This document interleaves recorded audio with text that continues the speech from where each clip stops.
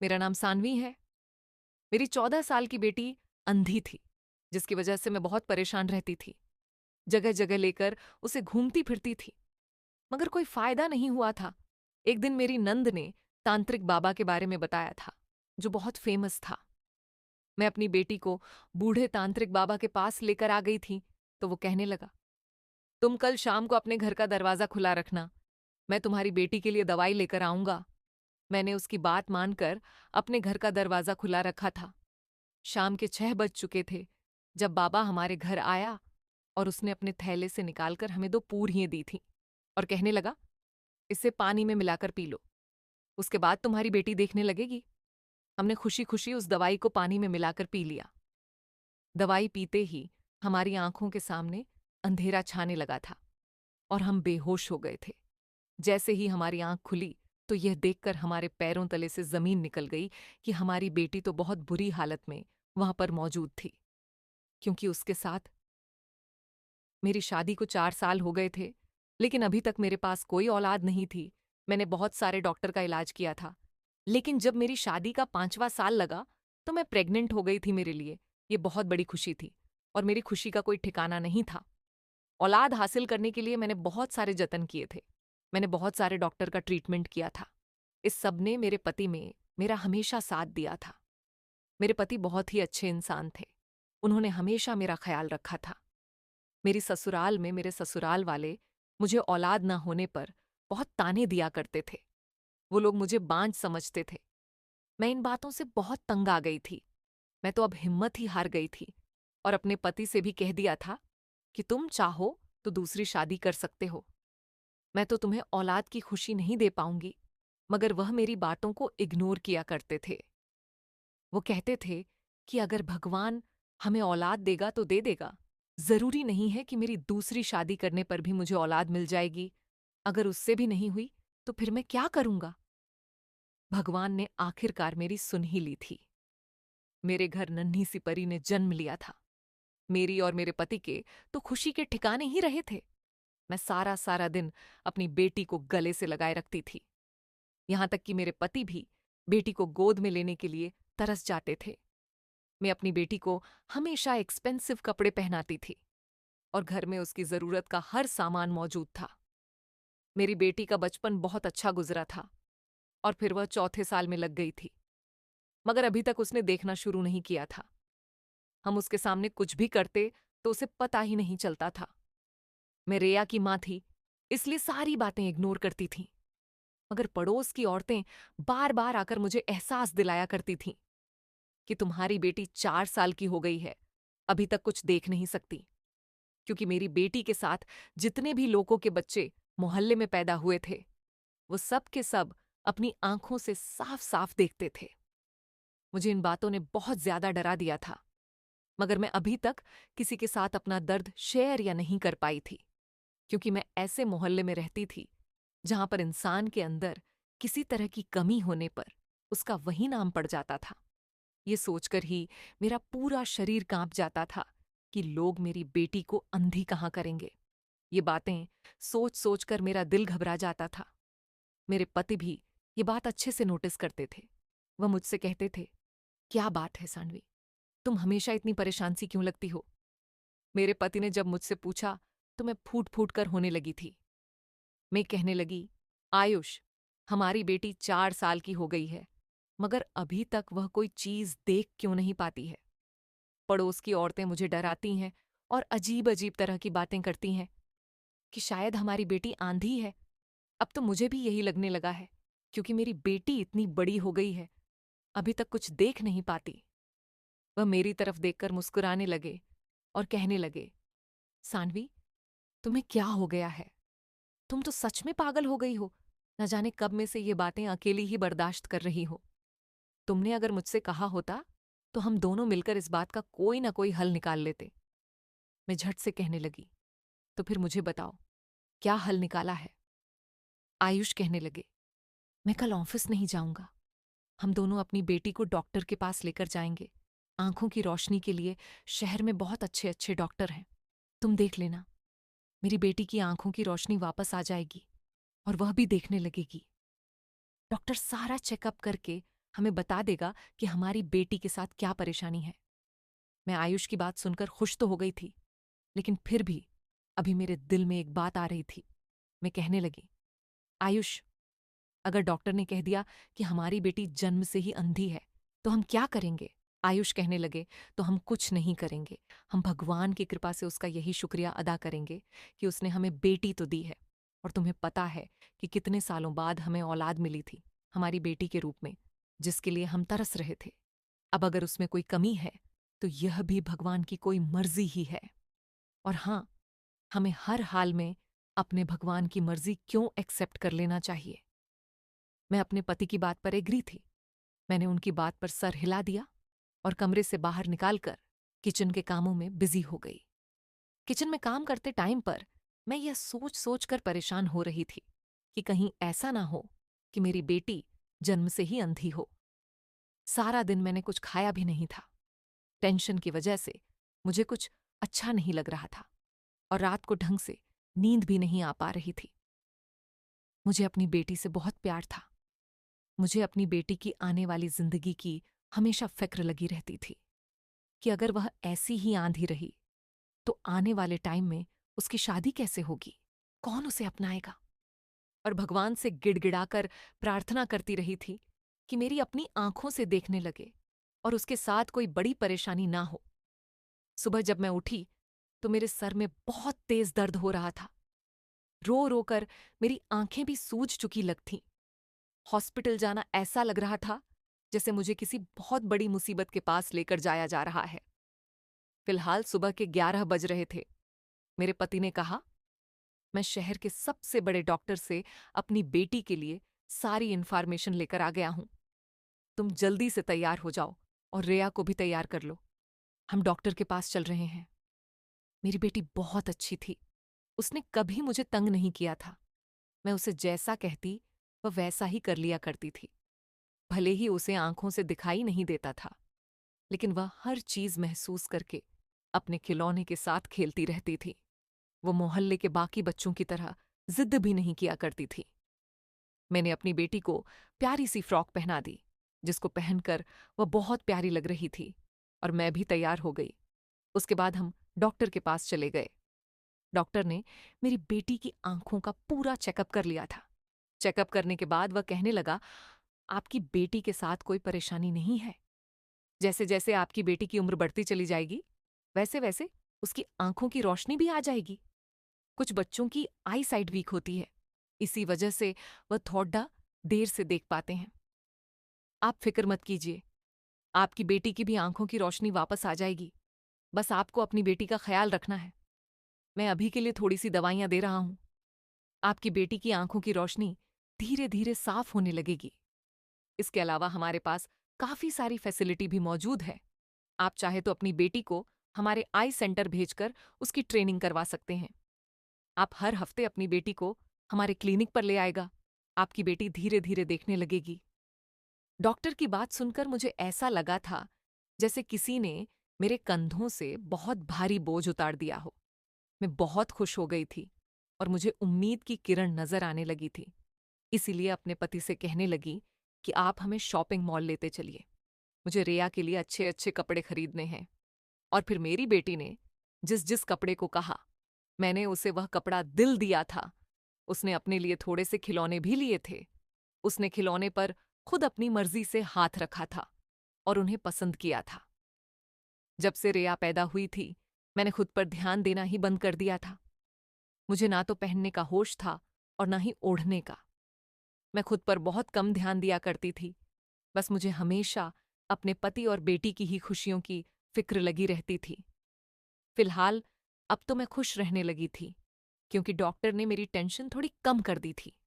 इसी तरह से वक्त गुजरता चला गया। हमने उस डॉक्टर पर बहुत पैसा खर्च किया। जिस तरह से चेकअप करने को वह कहता, हम वैसा ही कर लिया करते थे, यही सोचकर कि शायद हमारी बेटी देख सके। लेकिन धीरे धीरे मेरी बेटी अब 7 साल की हो चुकी थी और उसने अभी तक कुछ भी देखना शुरू नहीं किया था। मैंने आयुष से कहा, हम अब उस डॉक्टर के पास अपनी बेटी को बिल्कुल नहीं लेकर जाएंगे।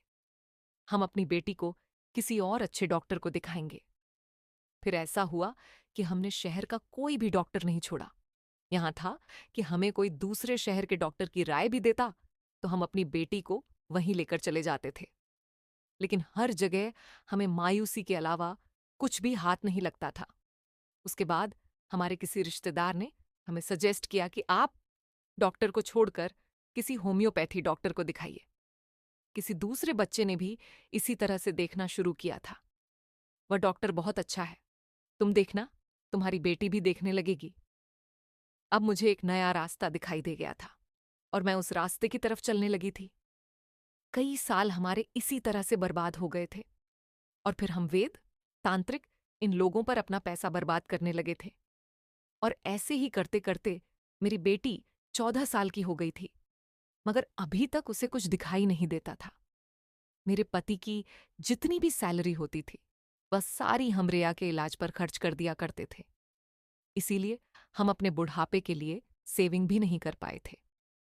मेरी बेटी अब धीरे धीरे जवान हो रही थी और वह इतनी खूबसूरत हो रही थी कि मैं उसे दिल भर के देखने से भी डरती थी कि कहीं मेरी बेटी को मेरी ही नजर न लग जाए। हमारे आस पड़ोस के लोग भी मेरी बेटी की खूबसूरती की तारीफ किया करते थे और सब लोग यही कहा करते थे कि सानवी की बेटी रिया बहुत खूबसूरत है। अगर यह बेचारी देखती भी होती तो इसके घर पर अभी से ही इसके रिश्ते आने शुरू हो जाते। लोगों की ये बातें सुन सुनकर मेरा दिल जलता रहता था। मेरी उम्र इतनी नहीं थी, लेकिन ज्यादा टेंशन लेने की वजह से मेरे चेहरे पर झुर्रियां आने लगी थीं और मैं ओल्ड लगने लगी थी। एक दिन हमारे साथ एक बड़ा अजीब हादसा हुआ था। एक दिन हम अपनी बेटी को लेकर एक वेद के पास गए थे। उन्होंने मेरी बेटी को कुछ खाने के लिए दिया और कहने लगे कि कुछ दिनों बाद ही तुम्हारी बेटी देखने लगेगी। हमने वेद जी को उनकी फीस दी और वापस आने के लिए खड़े हो गए थे और बाहर निकले तो एक अजीब सा हादसा हो गया था। हमारे सामने ही एक 18 साल का लड़का अपनी साइकिल पर जा रहा था। एक तेज रफ्तार कार उसे टक्कर मारकर आगे बढ़ गई थी। वो जवान लड़का जमीन पर गिर गया था और उसके सर से बुरी तरह से खून बह रहा था। आयुष भागकर उस लड़के के पास गए। उन्होंने आसपास खड़े कई लोगों को मदद के लिए बुलाया, लेकिन उसकी हेल्प करने के लिए कोई भी आगे नहीं बढ़ रहा था। बड़ी मुश्किल से एक रिक्शा वाला उस लड़के को अस्पताल लेकर जाने के लिए राजी हुआ था। हम उसे अस्पताल ले गए तो डॉक्टर ने अपना इलाज करना शुरू कर दिया था। फिर मैं अपनी बेटी को लेकर घर आ गई थी, जबकि आयुष रात भर उस लड़के के साथ अस्पताल में ही रहे थे। जब वो वापस आए तो उन्होंने बताया कि उस लड़के की हालत काफी सीरियस थी और वो कोमा में चला गया था और उस लड़के के पास ऐसी कोई भी चीज मौजूद नहीं थी जिससे उसकी पहचान की जा सके या उसकी फैमिली को उसके बारे में इन्फॉर्म किया जा सके। मैंने उस लड़के के लिए बहुत सारी प्रार्थनाएं की थीं। न जाने वह लड़का किस माँ का बेटा था और उसकी माँ उसके लिए कितना परेशान हो रही होगी। कुछ दिन मेरे पति इसी तरह अस्पताल जाते रहे और उस लड़के का इलाज चलते चलते 1 महीना हो गया था। जब वह कुछ रिकवर हुआ तो मेरे पति उसे हमारे घर लेकर आ गए थे। उस लड़के के सर पर पट्टी बंध रही थी। मैंने अपने पति की तरफ घूरते हुए देखा तो वो उस लड़के को गेस्ट रूम में छोड़ आए थे और कहने लगे, सानवी, ये लड़का होश में तो आ गया है, लेकिन अपनी याददाश्त तो खो चुका है। डॉक्टर ने कह दिया है कि हम इसको डिस्चार्ज कर देते हैं और धीरे धीरे इसका ट्रीटमेंट चलता रहेगा तो इसकी याददाश्त भी वापस आ जाएगी। तब तक मुझे इसे यहां लाने के अलावा और कोई रास्ता नजर नहीं आ रहा था। ये कहाँ जाता, जबकि अभी तक इसकी फैमिली से भी कोई नहीं आया। किसी ने शायद इसे ढूंढने की भी कोशिश नहीं की। मुझे इस लड़के की बहुत फिक्र सता रही थी, इसलिए मैं इसको अपने साथ लेकर आ गया। इस लड़के को अपना नाम तो याद आ गया है, इसने अपना नाम विहान बताया है। मेरे पति बहुत परेशान लग रहे थे, फिर भी मैंने उनकी तरफ देखते हुए कहा, आयुष, आपको नहीं पता कि हमारी बेटी जवान है? तो वो कहने लगे, अभी यह लड़का बीमार है, जब तक ये ठीक हो जाएगा तब तक मैं इसके लिए कोई ना कोई ठिकाना ढूंढ ही लूंगा। मैंने सर हिला दिया था। मुझे भी उस लड़के की हालत देखकर तरस आता था, इसीलिए मैं भी उसका ख्याल रखने लगी थी। वह बहुत प्यार लड़का था और मैं उसको देखकर सोचती थी कि अगर भगवान मुझे एक औलाद और देता और वह बेटा होता तो आज मेरा परिवार पूरा हो जाता। शायद मेरा बेटा इसके जैसा ही होता। मैं जब भी उसका कोई काम किया करती तो वह मुस्कुराकर मुझे थैंक यू बोलता था। जहां तक मेरी बेटी रेया की बात है, तो वह लड़का मेरी बेटी को आंख उठाकर तक नहीं देखता था। मुझे उसकी शराफत ने बहुत इम्प्रेस किया था। इसी तरह 1 महीना गुजर चुका था और वह लड़का धीरे धीरे चलने भी लगा था। मैं अपने कमरे में टीवी देख रही थी और मेरी बेटी उस टाइम पर सो रही थी। तो वह लड़का मेरे कमरे में ही आ गया और मुझसे कहने लगे, आंटी, क्या मैं आपसे एक बात पूछ सकता हूं? मैंने कहा, हाँ हाँ बिल्कुल जरूर पूछो, क्यों नहीं। तो वो कहने लगा, आंटी, मुझे ऐसा क्यों लगता है जैसे आपकी बेटी देख नहीं सकती है? क्या आपको नहीं लगता कि आपकी बेटी इतनी बड़ी हो गई है? आपको उसकी आंखों की रोशनी के लिए कुछ करना चाहिए। विहान की बात सुनकर मेरी आंखों में आंसू आ गए थे। मैंने उससे कहा, बेटा, मेरी बेटी अंधी है और वह देख नहीं सकती।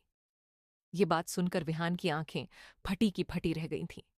मैं कहने लगी, वह 4 साल की थी, तब से ही मैं उसका इलाज करवा रही हूं।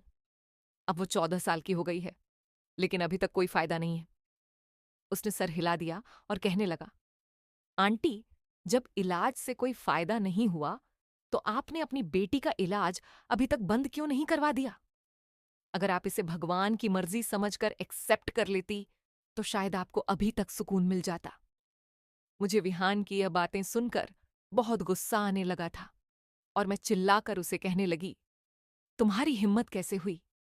ऐसा कहने की? रेया मेरी इकलाती बेटी है। मैं तो मरते दम तक अपनी बेटी का इलाज करवाती रहूंगी जब तक वह ठीक नहीं हो जाती। वो तो फिर भी मेरी बेटी है, लेकिन हम तो तुम जैसे अनजान का भी इलाज करवा रहे हैं। और बस इतना ही नहीं, तुम्हें अपने घर में रहने के लिए भी जगह दी है और तुम्हारे साथ बिल्कुल अपनों जैसा ही बिहेव करते हैं।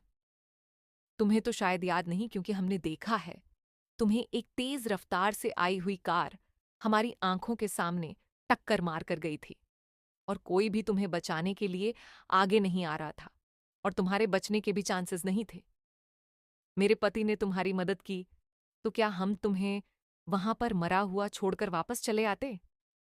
और अब तुम्हारी याददाश्त जा चुकी है और हमें नहीं पता कि तुम्हारा इलाज कब तक चलेगा। तो क्या तुम्हारा इलाज यह सोचकर बंद कर दें, इसमें ही भगवान की मर्जी है, और तुम्हें अपने घर से निकाल दे? मेरी जवान बेटी घर में मौजूद होते हुए भी हमने तुम्हें अपने घर में रहने के लिए जगह दी है।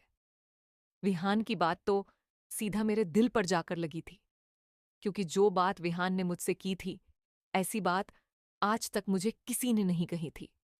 और फिर वह अनजान लड़का, जिसे इस बात का बिल्कुल अंदाजा ही नहीं था कि मैं किस तरह से अपनी बेटी को देख देख कर तकलीफ में रहती हूं और किस तरह के हालात का सामना करती हूं, वो मुझे ऐसी राय कैसे दे सकता था? मैं इतने गुस्से में हो गई थी कि बिना कुछ सोच समझे ही बोलती चली जा रही थी। विहान के तो चेहरे का रंग ही उड़ गया था। वो कहने लगा, आंटी, मेरा मकसद आपका दिल दुखाना नहीं था। अगर आपको मेरी बात बुरी लगी है तो मैं आपसे माफी मांगता हूं।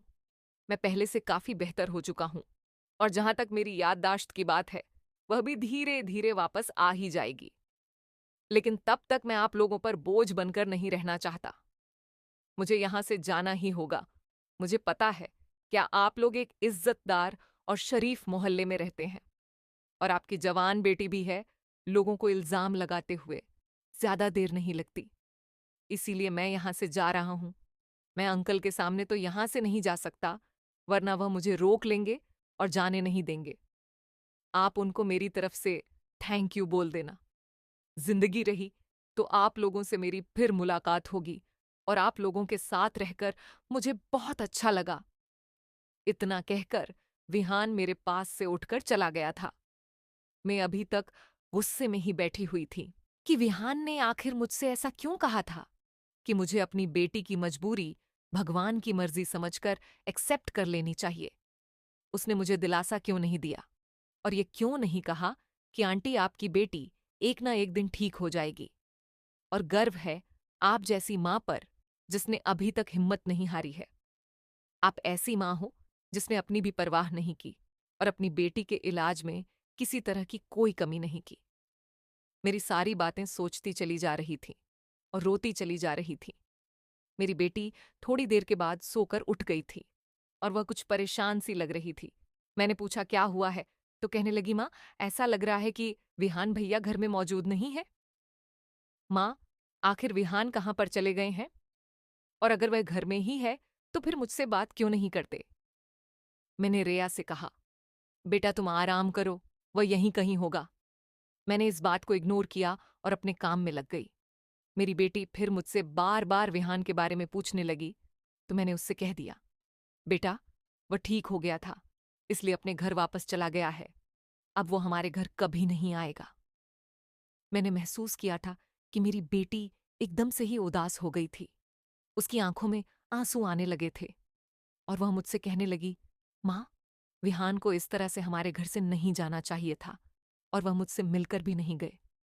मेरी बेटी को उसके साथ लगाव हो गया था क्योंकि वह मेरी बेटी के साथ बातें करता था। ये बात कहकर मेरी बेटी अपने कमरे में चली गई थी।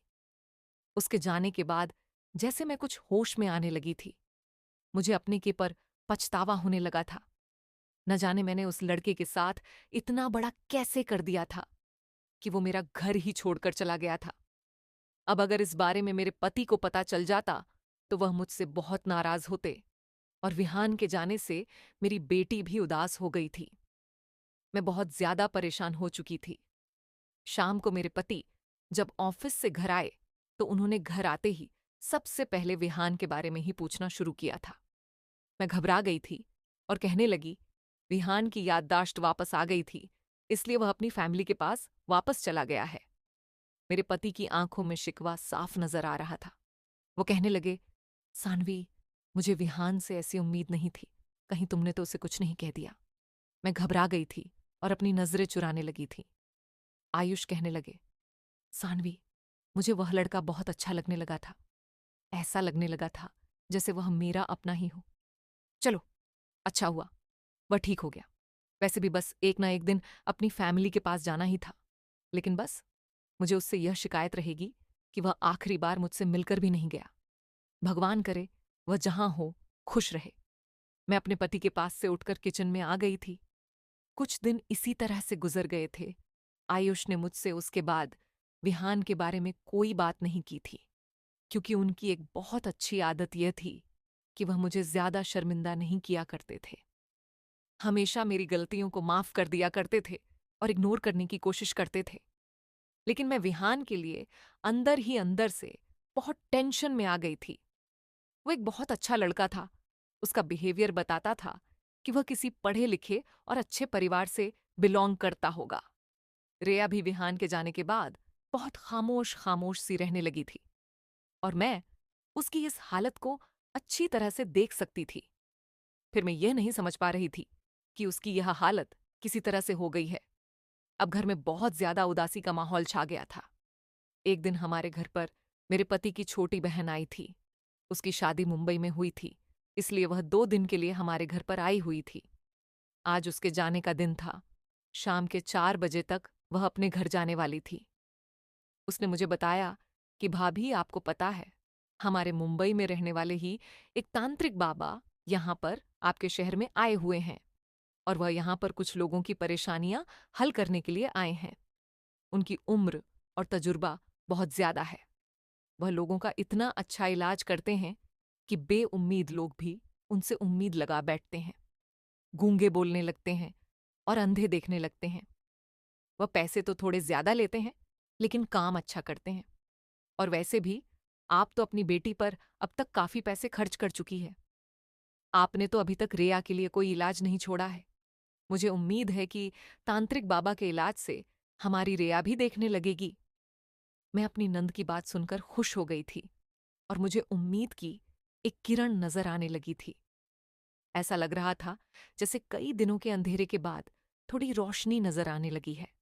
मैं कहने लगी, गायत्री, क्या वह तांत्रिक बाबा इतना अच्छा है कि मेरी बेटी ठीक हो जाएगी और वह अपनी आंखों से देखने लगेगी?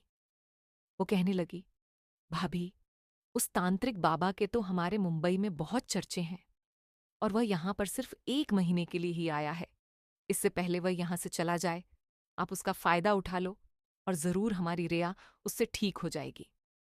आपको पता है, मेरी देवरानी के पास भी औलाद नहीं हुई थी। शादी के पूरे 9 साल बाद जब उसका इलाज तांत्रिक बाबा से करवाया, उसके बाद उसने एक बेटी को जन्म दिया। अपनी नंद से यह बात सुनकर मुझे उम्मीद जागती हुई नजर आ रही थी। मैंने गायत्री से उस तांत्रिक बाबा के बारे में सारी इंफॉर्मेशन ले ली थी। शाम के 4 बजे तक मेरी नंद अपने पति के साथ अपने ससुराल मुंबई चली गई थी और उसके बाद मेरे पति ऑफिस से जब घर आए तो मैंने उनको अपनी नंद गायत्री के बताए हुए तांत्रिक बाबा के बारे में बताया। मैंने अपने पति को बताया, आयुष आज गायत्री बता रही थी कि मुंबई से हमारे शहर में एक तांत्रिक बाबा आया है। उनके इलाज से हर कोई ठीक हो जाता है। मैं चाहती हूं कि आप मेरे साथ चलो, हम अपनी बेटी को भी उस तांत्रिक बाबा के पास लेकर जाएंगे। मुझे उस तांत्रिक बाबा से बहुत उम्मीद लग रही थी, मगर तांत्रिक बाबा को लेकर आयुष का बिहेवियर कुछ अजीब सा लग रहा था। उन्हें यह सब अच्छा नहीं लगा था। मैं कहने लगी, आयुष, तुम पैसों की परवाह मत करो, मैं अपना जेवर बेच दूंगी, लेकिन अपनी बेटी का इलाज करवाकर ही रहूंगी। आयुष कहने लगे, सान्वी, आज तक मैंने कभी पैसों की परवाह की है? मैं तो यह सोचकर परेशान हो रहा हूं कि हमने अपनी बेटी को आज तक कितनी दवाइयां खिलाई है, कितने जतन किए हैं, लेकिन आज तक किसी चीज का भी कोई असर नहीं हुआ है। ये ना हो कि आने वाले टाइम में हमारी बेटी पर कोई परेशानी खड़ी हो जाए। मुझे तो आयुष की बातों में विहान का चेहरा नजर आने लगा था। वो बिल्कुल उसके जैसी ही बातें कर रहे थे। मैं गुस्से से उठकर खड़ी हो गई थी और मैंने आयुष से कहा, मुझे नहीं पता, कुछ भी करके आप कल ऑफिस से जल्दी आ जाएंगे और मुझे उस तांत्रिक बाबा के पास लेकर जाएंगे। बस फैसला हो गया है, जैसा मैंने कहा है वैसा ही होना चाहिए। मुझे अच्छी तरह से पता था कि आयुष कभी भी मेरी बात को नहीं टालते हैं। वो मेरी उम्मीद पर खरे उतरे थे। अगले दिन वह ऑफिस से जल्दी ही छुट्टी लेकर आ गए थे। हम शाम के 4 बजे के टाइम पर अपनी बेटी को तांत्रिक बाबा के पास लेकर चले गए थे। हैरत की बात तो ये थी कि आज रिया भी हमारे साथ चलने के लिए मना कर रही थी। कह रही थी, मां, मैं अपना इलाज करवाते करवाते थक गई हूं, अब मुझे कहीं नहीं जाना। जो कमी मेरे अंदर है मैंने उसको एक्सेप्ट कर लिया है। अब आप मुझे मेरे हाल पर छोड़ दो।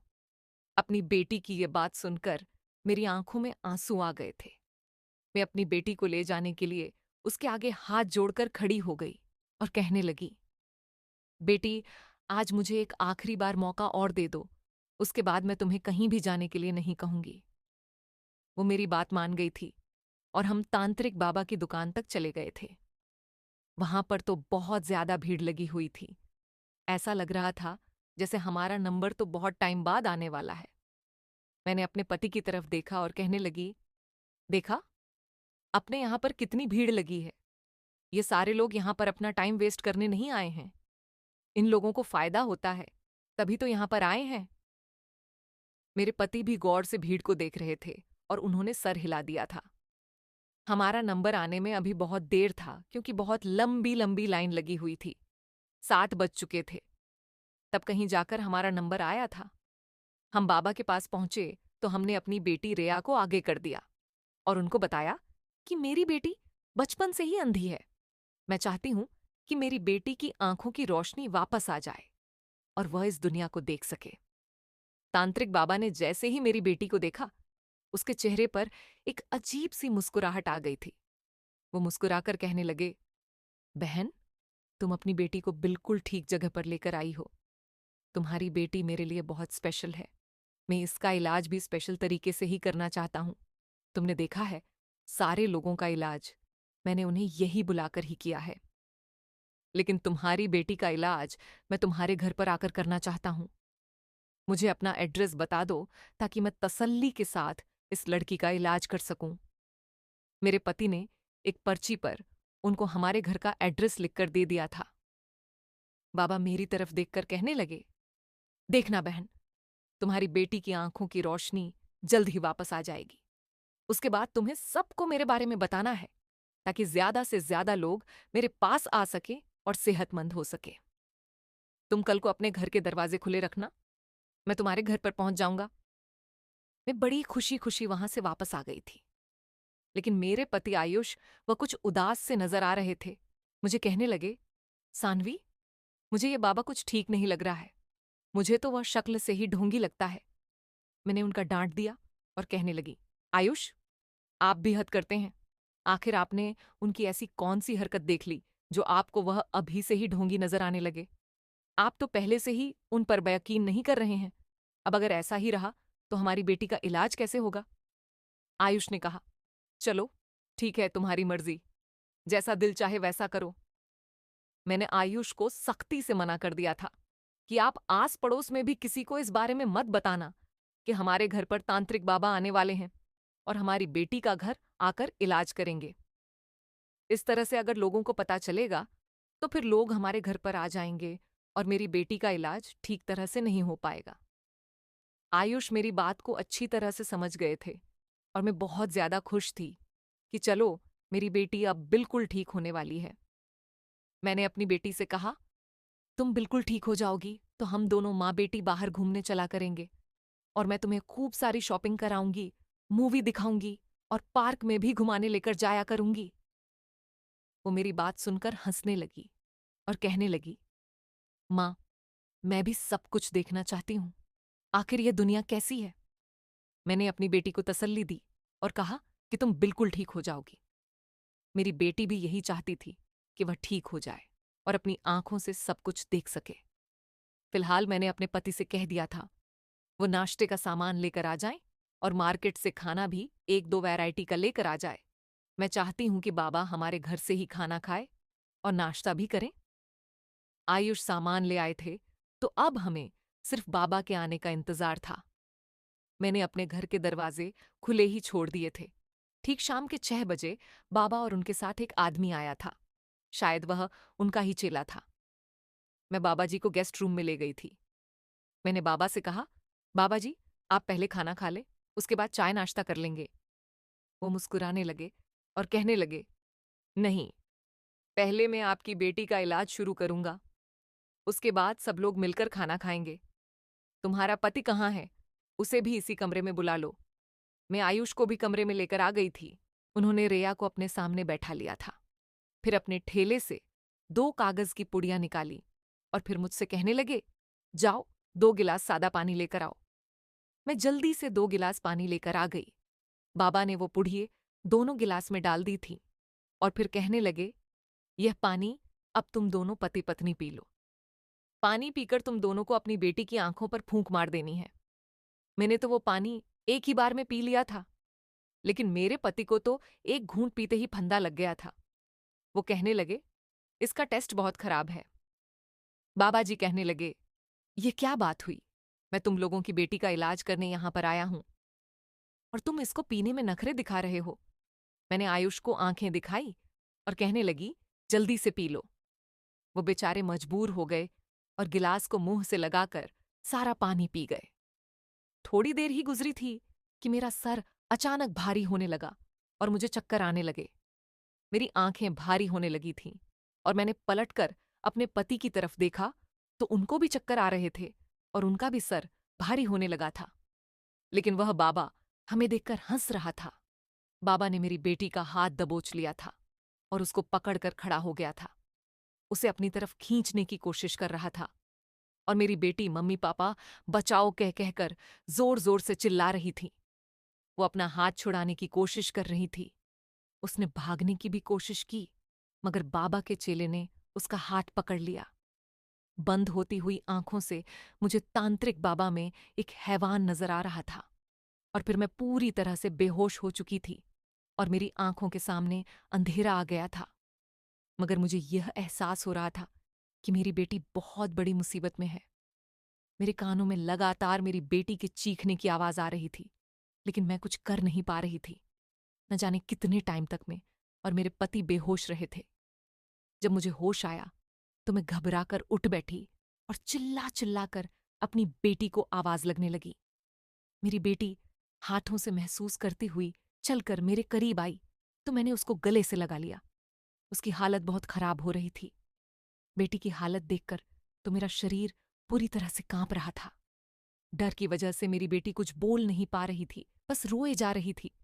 मेरी बेटी के कपड़े भी फटे हुए थे और वह बहुत रो रही थी, बहुत डर रही थी। मैंने जल्दी से आयुष को उठाया और इधर उधर तांत्रिक बाबा को ढूंढने की कोशिश करने लगी।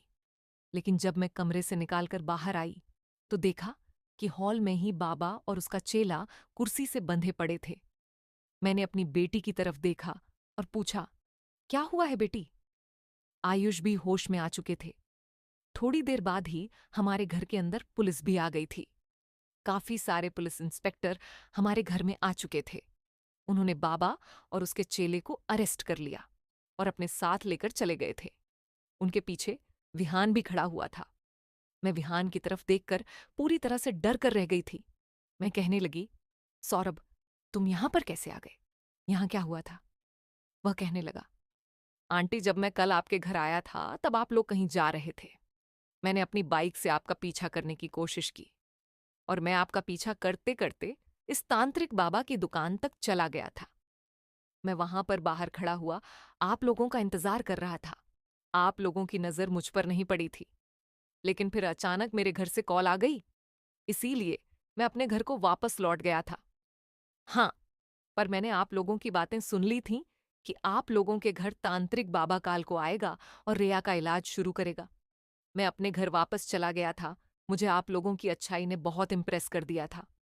मैंने ठान लिया था कि मैं आपके घर वापस आऊंगा, क्योंकि यह तांत्रिक बाबा कोई अच्छा इंसान नहीं था। ये एक ढोंगी बाबा था जो लोगों को लूटता था और जवान लड़कियों की इज्जत खराब करता था। एक दिन मुझे पता चला था कि इस झूठ तांत्रिक बाबा को मुंबई से भी फ्रॉड की वजह से निकाल दिया गया था। इसीलिए मैंने प्लानिंग की हुई थी कि अगर यह बाबा आपके घर पर कोई गड़बड़ी करेगा तो मैं फौरन इसको पुलिस के हवाले करवा दूंगा। इसीलिए मैं दीवार से कूदकर आपके घर के अंदर आ गया था और यह बाबा आप लोगों के साथ जो भी कर रहा था वह सब कुछ देख रहा था। जब इस बाबा ने आप लोगों को बेहोश कर दिया था तो मैं तभी पुलिस को कॉल कर चुका था। आपके बेहोश हो जाने के बाद ये दोनों रिया के साथ जबरदस्ती कर रहे थे। मैंने अपने एक दोस्त के साथ मिलकर इस तांत्रिक बाबा और इसके चेले को पकड़कर कुर्सी से बांध दिया था। भगवान ने हमारी रिया को बचा लिया था और मैं रिया को समझा रहा था, उसे डरने की कोई जरूरत नहीं है। मैंने आप लोगों को होश में लाने की बहुत कोशिश की, लेकिन आप लोग होश में ही नहीं आ सके। जब कई देर बाद आप लोग होश में आ गए तो पुलिस भी आ गई और उन दोनों को पकड़कर ले गई। मैं विहान की बातें सुनकर फूट फूट कर रोने लगी थी। मैं कहने लगी, विहान, मुझे माफ कर दो भगवान, तुम्हारा भला करें। तुमने आज हमारी इज्जत को बचा लिया है और मेरी बेटी की जान भी बच गई है। विहान कहने लगा, आंटी, आपको उस दिन भी मेरी बात बहुत बुरी लग गई थी, मगर सच तो यही है कि भगवान ने कुछ सोच समझकर ही रिया की आंखों की रोशनी नहीं दी है। आप भगवान की मर्जी को ही अपनी मर्जी बना लीजिए और उसकी मर्जी के आगे आपको हथियार डाल देने चाहिए। आपको हर किसी ने लूटा है, मगर क्या फायदा हुआ? अभी तक रिया देखने तो नहीं लगी ना? मैं रोते हुए आयुष से कहने लगी, तुम्हारे जैसी बात आज तक मुझे किसी ने नहीं कही थी। बस लोग मुझे डॉक्टर बाबा या फिर वेद का ही सजेशन दिया करते थे और मैं लोगों की बातों में आती रहती थी। जो जैसा कहता वैसा ही कर लिया करती थी, क्योंकि बेटा मैं एक माँ हूं और एक माँ अपनी औलाद की खुशी के लिए सब कुछ कर सकती है। लेकिन किसी ने मुझे यह नहीं बताया था कि भगवान की मर्जी में ही हमें भी राजी रहना चाहिए। तुम मुझे माफ कर दो। मैंने विहान के सामने हाथ जोड़ लिए थे। उसने जल्दी से मेरे हाथ पकड़ लिए और कहने लगा कि नहीं नहीं आंटी, आप ऐसा मत कीजिए, आप तो मेरी माँ हैं। मैंने भगवान से भी माफी मांग ली थी। मेरे पति भी से मिलकर बहुत खुश हो गए थे। फिर विहान ने अपने बारे में बताया कि किस तरह से उसकी याददाश्त वापस आ गई थी। उसने बताया कि जब वह हमारे घर से चला गया था तो उसको रास्ते में उसके दादा और पिता मिल गए थे, जो कि उसकी ही तलाश कर रहे थे। उन्हें लगा था कि उनका बेटा मर चुका है, लेकिन वो अपने बेटे को जिंदा और सही सलामत देखकर बहुत खुश हुए थे और विहान को अपने साथ अपने घर ले गए थे। जब वह लोग विहान को अपने घर ले गए तो वहां पर रहते रहते धीरे धीरे विहान सबको पहचानने लगा था और धीरे धीरे उसकी याददाश्त भी वापस आ गई थी। वह अब बिल्कुल नॉर्मल हो गया है, लेकिन याददाश्त वापस आने पर वह हमें नहीं भूला था। हम उसे उसी तरह से याद थे जिस तरह से हमने उसकी जान बचाई थी और उसे अपने घर में जगह दी थी। विहान ने हमें अपनी फैमिली से भी मिलवाया था। उसकी फैमिली काफ़ी अच्छी और पढ़ी लिखी थी। वो बहुत अमीर लोग थे। विहान ने मेरी बेटी को अपनी बहन बना लिया था और मेरे पति तो विहान को अपना बेटा ही मानते थे। मेरी जिंदगी में शायद अभी तक एक बेटे की कमी थी, जो कि विहान के आ जाने से पूरी हो गई थी। विहान और हमारी फैमिली के रिलेशन काफ़ी अच्छे हो गए हैं। हम लोग एक दूसरे के साथ बहुत अच्छे तरीके से रहते हैं। मेरी बेटी भी विहान के साथ हमेशा बहन की तरह बिहेव करती है और अब देखते ही देखते मेरी बेटी 19 साल की हो गई है। विहान की चाची को हमारी बेटी रेया बहुत पसंद आई थी, इसीलिए उन्होंने अपने बेटे का रिश्ता मेरी बेटी के लिए भेज दिया था। और सबसे अच्छी बात तो ये है, जिस लड़के के लिए मेरी बेटी का रिश्ता आया था वह लड़का बोल नहीं सकता था। दोनों में ही एक न एक कमी थी, इसलिए वह दोनों एक दूसरे की कदर करने लगे थे। मैंने अपनी बेटी की शादी विहान के चाचा के बेटे के साथ कर दी थी। मेरी बेटी अपनी ससुराल में बहुत खुश रहती है क्योंकि वहां पर उसका ख्याल रखने वाले बहुत सारे लोग हैं। शायद मेरी बेटी के भाग्य में ऐसा ही लिखा था। उस लड़के में भी एक कमी थी और मेरी बेटी में भी एक कमी थी, जिस वजह से उन दोनों का नसीब एक साथ जुड़ा हुआ था और इसीलिए वह दोनों कभी एक दूसरे को किसी बात पर भी कम नहीं समझ सकते थे, क्योंकि दोनों ही किसी न किसी बात का शिकार थे। फिलहाल दोनों बच्चों की जिंदगी अच्छी गुजर रही है और जिस दिन से मेरी बेटी की शादी हुई है, मैं अपनी बेटी की तरफ से बेफिक्र हो गई हूं, क्योंकि मेरी बेटी को बहुत अच्छी ससुराल मिली है। दोस्तों, वीडियो कैसा लगा? कमेंट करके ज़रूर बताना। वीडियो को लाइक और चैनल सब्सक्राइब कर देना।